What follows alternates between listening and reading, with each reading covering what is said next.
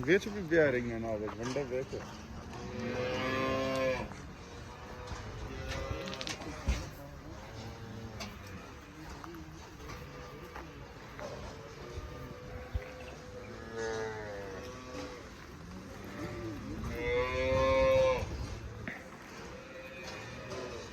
ਉਹ ਬੰਦਾ ਆ ਗਿਆ ਜੋ